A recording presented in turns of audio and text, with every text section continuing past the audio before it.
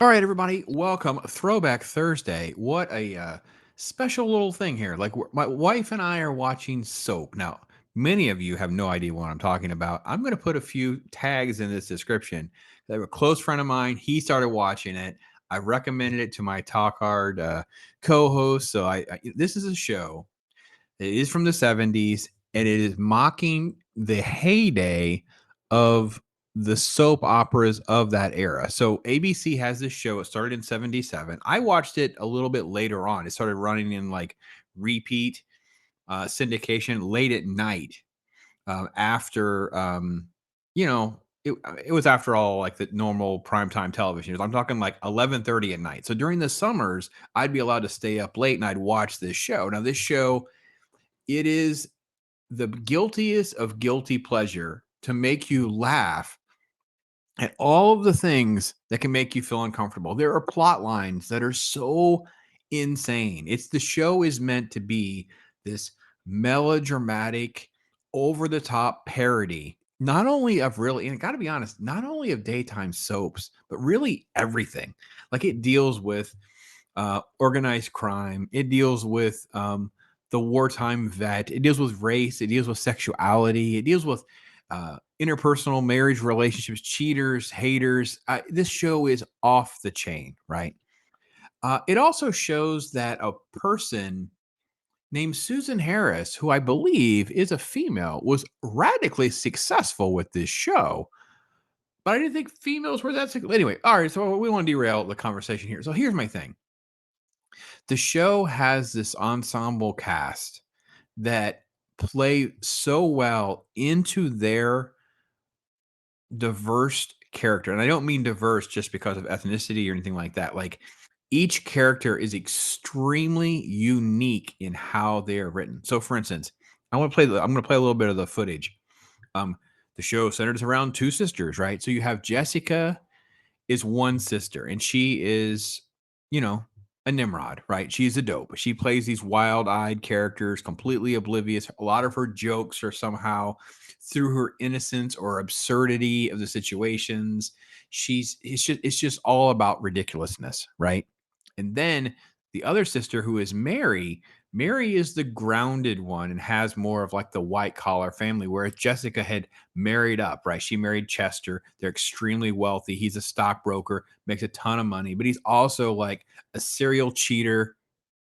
I mean, they have this waiter, sorry, this butler named Benson. Benson is Robert Guillaume. And the show spun off into Benson, which is again phenomenal. Um, Benson makes jokes at Chester's expense because he is well aware of all of the shenanigans that are going on. So, for instance, right out of the gate in season one, you find out Chester is cheating with a woman named Pigeon. And Benson's joke is like he will jump on anything that breathes, right? Anything, right? There's an affair with the secretary. So, the first part of season one is Chester has these, two women, Jessica and Mary. Neither one are having sex with their husbands for different reasons. We'll get to the other husband. Chester, of course, is cheating. And then what ends up happening, Jessica eventually caves and she ends up having a relationship, an affair with Robert Ulrich character, who is the tennis pro. We'll come to find out he is also sleeping with the daughter, Corinne. So the complexities just keep getting crazier and crazier. You also have like this wartime vet who basically is like stuck in the middle of the war. You have this youngest son who's going through like puberty and teenage shenanigans, which are always fun.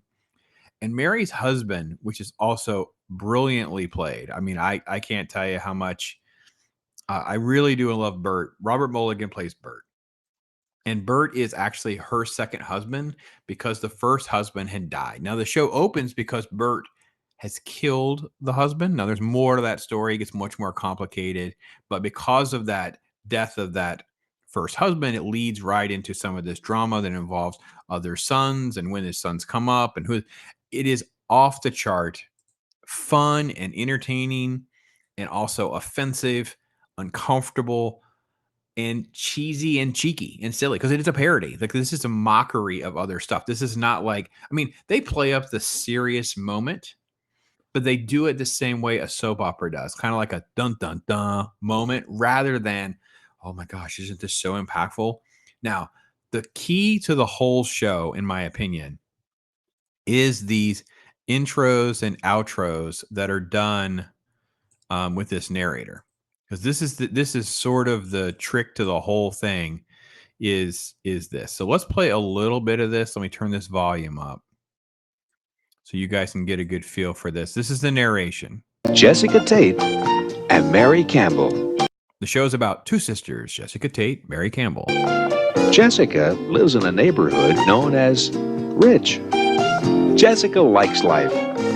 So then they go through a little bit of the silliness between the families. They start to introduce characters, and then you get to Mary Campbell's house. Okay. And you have this silly, outdated music that plays as they sort of kind of go through everything, right? And then what they do is at the beginning of every episode, you have recaps and setups done by Rod Roddy. Now, Rod Roddy is sort of the glue that kind of makes the show go. Because Rod Roddy's narration is also silly and cheeky. Now, I know Rod Roddy is famous for Price is Right. So this is way before Price is Right. Right. I don't think he was on Price is Right until later in his career, but I could be completely wrong. I don't know. I'm not sure I know the timeline there of Rod Roddy's career. However, so listen to the narration here. They don't play it in that part. Let me see if I can get a part that plays some of the narration. Two sisters. No, that's the intro. Oh, it's just playing mostly the music. Okay, so what they'll do is, will Jessica find out about Pigeon? Will Pigeon find out that Jessica's found out about, it's like the absurdity of everything just keeps leveling up. Will Corinne and Jessica find out about the tennis pro? It's like, and it's done in this silly, cheeky manner that threads all the episodes together. So if you watch any of them in any order, you're going to be okay. Now, the most famous character in all of this is actually Billy Crystal. Billy Crystal actually plays the gay son, and the gay son is an extremely risque glass ceiling moment. Very transparent, very likable. It's played up very much throughout the entire show. There's tons of jokes and gags at his expense. Obviously, at Benson's expense, Benson makes jokes about his own race. Like Benson shows up to be the lawyer. And so I come from, Peabody, Chase, Martin, and Black. I'm Black. And it's perfect, right? But yeah, if you're uncomfortable with stuff, this show is going to make you so much more uncomfortable. Before the show even aired, there were protests, controversies.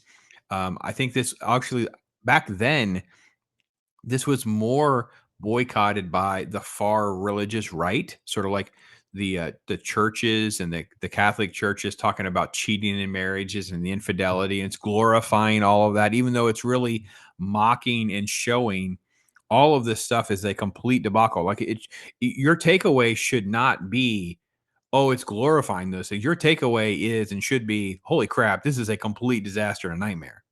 Moreover, there's also sort of like the way the gay character Jody is handled, and then he's having a relationship with a professional football player, so people were mad about that. There was sponsorship shenanigans. There were network affiliates that wouldn't show it in their areas. This show is really, really something. I don't know. It's on Tubi. It's for free. There's a ton of it on YouTube. I found that a lot of it is on YouTube, and you can see it there. Let's see what this is. See how silly and cheesy all the soap opera music and stuff is? Like, he just really, really does a good job of playing up all of that. I was trying to look for something so you can kind of get a better idea of who some of the characters are, but this is mostly just intros and outros. So, anyways, I don't know if you guys have ever watched soap. I don't know if you have any interest in watching soap. I don't know how well this would be a show for you, because it is extremely odd comedy in the grand scheme of things, but it is a incredible guilty pleasure from bygone era, stuff that cannot be done today. So again, free on Tubi. If you know of it, I'd love to hear your thoughts. Maybe some moments. We'll probably have some back and forth in the comments. Mrs. Pops and I are through I want to say we're like 16 or 17 episodes in through season one. There's like 20 something episodes in every season, and there's roughly 4 seasons.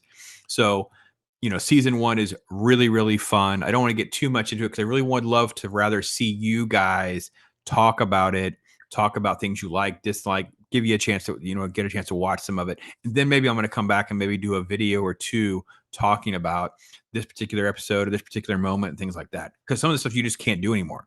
You just can't do. So I'm going to try to find some of those, and then we'll kind of just get right into it. Because there's one in particular I've already downloaded, but it's literally like a few second gag that involves Jodie's character, and it would definitely not be monetized, shall we say.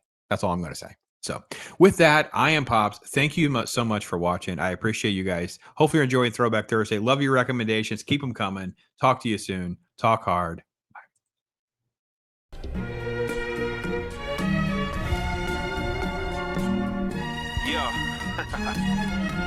Right? And I'm not playing no